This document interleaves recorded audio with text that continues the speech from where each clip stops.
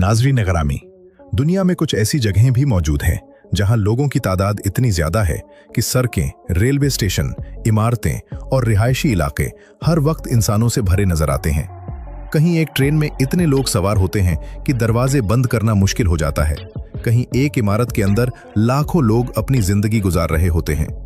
इन जगहों पर मसला सिर्फ ये नहीं कि लोग ज्यादा हैं, बल्कि असल हैरत यह है कि इतनी बड़ी तादाद में इंसान इतनी महदूद जगह में अपनी रोजमर्रा की जिंदगी कैसे चलाते हैं। आज हम दुनिया की ऐसी ही चंद जगहों का सफर करेंगे जहां इंसानों का एक न खत्म होने वाला हुजूम नजर आएगा। दोस्तों, हमारी पहली मंजिल बांग्लादेश का दारुल हुकूमत ढाका है, जहां दुनिया के सबसे मसरूफ शहरी इलाकों में से एक में रोजाना करोड़ों नहीं तो लाखों लोग एक जगह से दूसरी जगह जाने के लिए रेलवे, बसों, रिक्शों और दूसरी सवारियों का इस्तेमाल करते हैं। ढाका का रेलवे निजाम खास तौर पर उस वक्त गैर मामूली मंजर पेश करता है जब ईद जैसे बड़े त्यौहार आते हैं।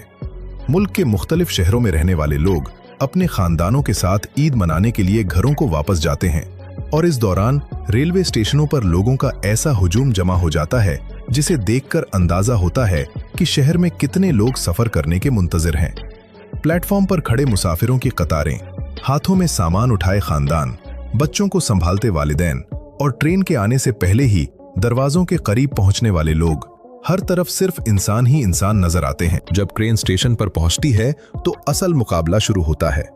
हर शख्स की कोशिश होती है कि किसी तरह ट्रेन के अंदर जगह मिल जाए। कुछ मुसाफिर दरवाजों से अंदर जाने की कोशिश करते हैं, जबकि कुछ लोग खिड़कियों और दरवाजों के आसपास भी जगह तलाश करते हैं। बाज औकात ट्रेन की छत तक लोग बैठे या खड़े नजर आते हैं। ये मंजर देखने में हैरत अंगेज जरूर लगता है, लेकिन इन मुसाफिरों के लिए ये अक्सर घर वापस पहुंचने की मजबूरी होती है। सफर मुख्तसर नहीं होता, रश शदीद होता है और खतरा भी मौजूद रहता है। लेकिन त्यौहार के मौके पर खानदान के साथ पहुंचने की ख्वाहिश लोगों को ये मुश्किल सफर करने पर मजबूर करती है। नाज़रीन गिरामी, ढाका की खास बात सिर्फ रेलवे का रश नहीं, पूरा शहर ही मुसलसल हरकत में रहता है। सड़कों पर बसें, रिक्शे, मोटरसाइकिलें, कारें और पैदल चलने वाले एक ही जगह में अपनी अपनी सिमत तलाश करते नजर आते हैं।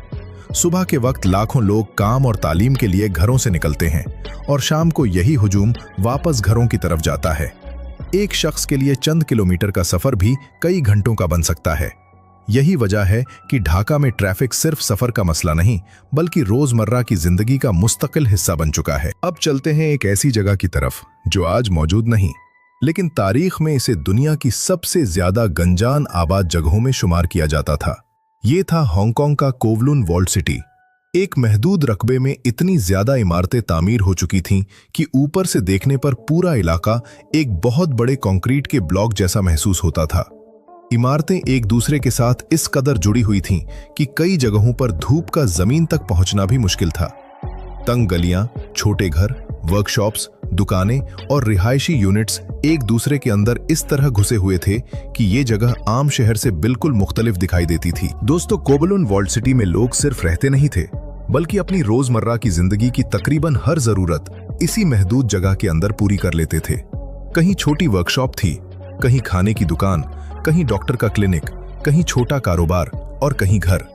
इमारतों के दरमियान रास्ते इतने तंग थे कि एक आम सड़क का तसव्वुर यहां मुश्किल था। बिजली, पानी और इमारतों के दूसरे निजाम भी इंतहाई पेचीदा अंदाज में चलते थे। ये इलाका इस बात की इंतहाई मिसाल बन गया था कि जब जमीन कम और लोगों की तादाद बहुत ज्यादा हो जाए तो इंसान इमारतों को सिर्फ ऊपर नहीं बल्कि हर मुमकिन सिमत में फैलाना शुरू कर देता है। आज कोवलून वॉल्ड सिटी मौजूद नहीं, इसे 1990 की दहाई में खत्म कर दिया गया, लेकिन इसकी तस्वीरें आज भी दुनिया को हैरान करती हैं, क्योंकि ये सिर्फ एक गरीब बस्ती नहीं थी, बल्कि एक ऐसी जगह थी जहां आबादी, इमारतें और कारोबार एक दूसरे में इस तरह मिल चुके थे कि पूरा इलाका एक अलग दुनिया महसूस होता था। नाज़रीन गिरामी, अब इसी हांगकांग की एक मौजूदा इमारत की तरफ चलते हैं जिसे चुंग किंग मैंशंस कहा जाता है। बाहर से ये एक आम बड़ी इमारत दिखाई देती है, लेकिन अंदर दाखिल होने के बाद सूरत हाल बिल्कुल मुख्तलिफ नजर आती है। इस इमारत और इसके इर्द गिर्द के कॉम्प्लेक्स में होटल, छोटे अपार्टमेंट्स, रेस्टोरेंट्स, दुकानें और मुख्तलिफ कारोबार मौजूद हैं। दुनिया के कई मुख्तलिफ ममालिक से ताल्लुक रखने वाले लोग यहाँ आते जाते रहते हैं। एक ही इमारत के अंदर आपको मुख्तलिफ ज़बानें, मुख्तलिफ खाने, मुख्तलिफ कारोबार और मुख्तलिफ किस्म के लोग नजर आ सकते हैं। यहाँ खास बात इमारत की ऊंचाई से ज्यादा इसकी अंदरूनी गंजान जिंदगी है। महदूद जगह को ज्यादा से ज्यादा इस्तेमाल किया गया है। छोटी दुकानें एक दूसरे के साथ जुड़ी हुई हैं, कम रकबे में रिहायशी यूनिट्स बने हुए हैं और नीचे से ऊपर तक इमारत मुसलसल सरगर्मी से भरी रहती है। एक ही जगह पर रिहाइश भी मिल रही है, खाना भी, खरीदारी भी और कारोबार भी। यही वजह है कि चुंगकिंग मेंशंस को देखकर अंदाजा होता है कि बड़े शहर में जमीन की कीमत बढ़ने के बाद इंसान किस तरह एक ही इमारत के अंदर एक छोटा सा शहर आबाद कर सकता है। दोस्तों, अब मुंबई के धारावी की तरफ आते हैं। ये इलाका तवील अरसे से अपनी गैर मामूली आबादी और छोटे कारोबारों की वजह से दुनिया भर में मशहूर है। यहाँ महदूद जगह में बहुत बड़ी तादाद में लोग रहते हैं और इसी इलाके में हजारों छोटे कारोबार भी चलते हैं।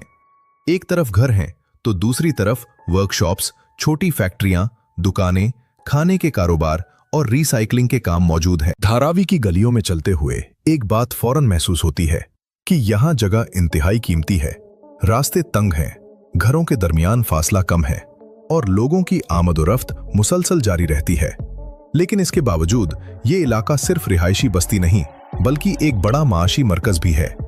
लोग प्लास्टिक, धातु, चमड़े, कपड़े, मिट्टी के बर्तन और मुख्तलिफ दूसरी चीजों से मुताल्लिक काम करते हैं। कई खानदानों का रोजगार इसी इलाके में कायम कारोबारों से जुड़ा हुआ है।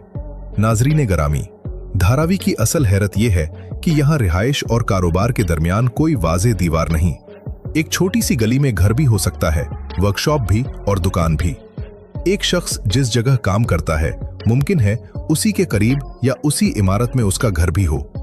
इस तरह लोगों को रोजाना लंबा सफर नहीं करना पड़ता। लेकिन दूसरी तरफ इंतहाई गंजान आबादी की वजह से सफाई, पानी, निकासी और रिहाइश के मसाइल भी पैदा होते हैं। यानी एक ही जगह लोगों को रोजगार भी दे रही है और उन्हीं लोगों के लिए रहने की जगह भी बन रही है। अब हम नाइजीरिया के शहर लागोस की तरफ चलते हैं, जहां मकोको नाम की एक ऐसी बस्ती मौजूद है जो आम शहरी इलाकों से बिल्कुल मुख्तलिफ है।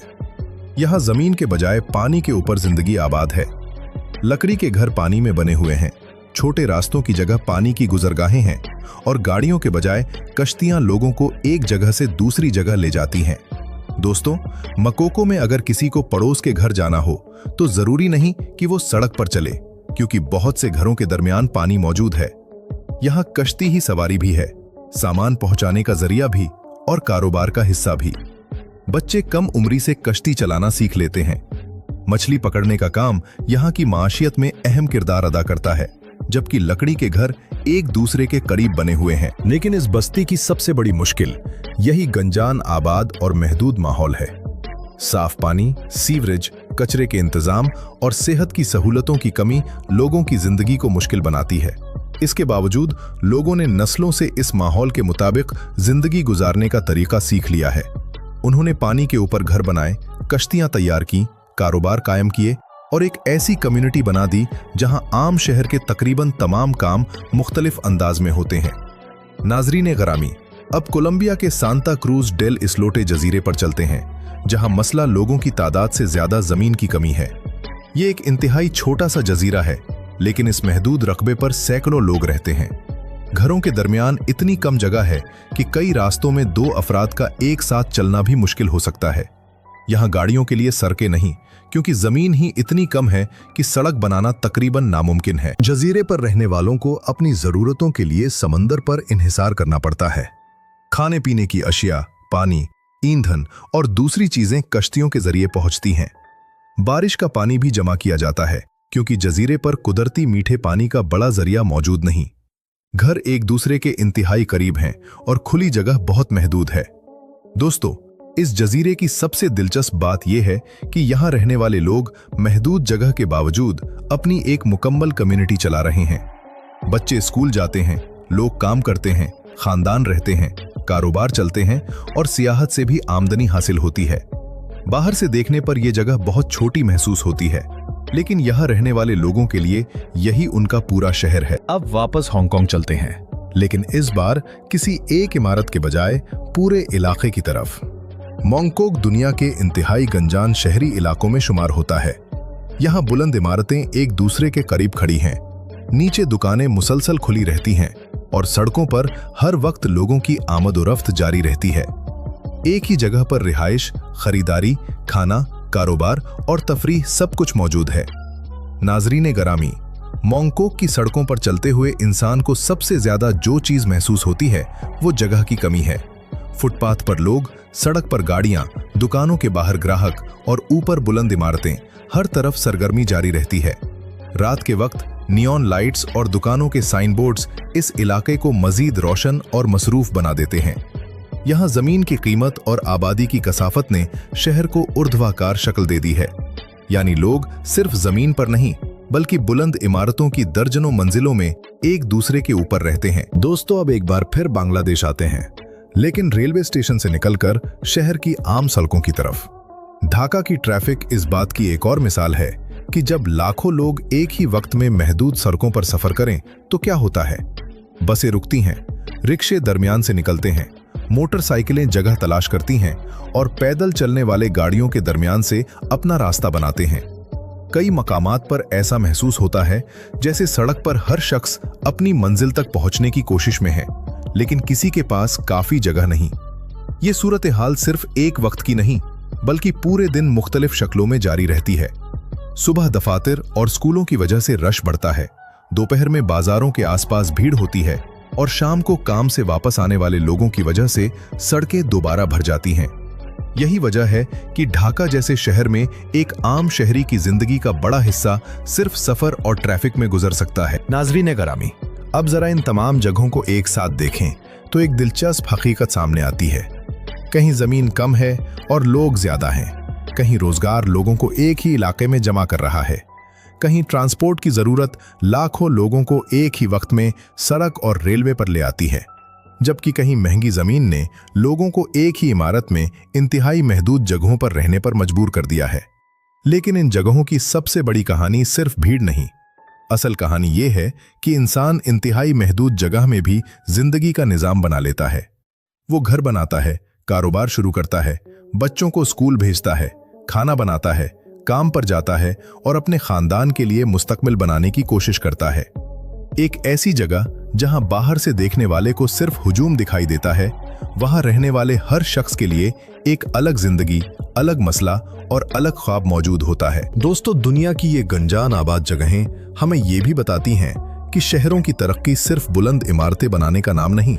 जब आबादी बढ़ती है तो इसके साथ रिहाइश, ट्रांसपोर्ट, पानी, बिजली, सफाई, सेहत और रोजगार की जरूरत भी बढ़ती है।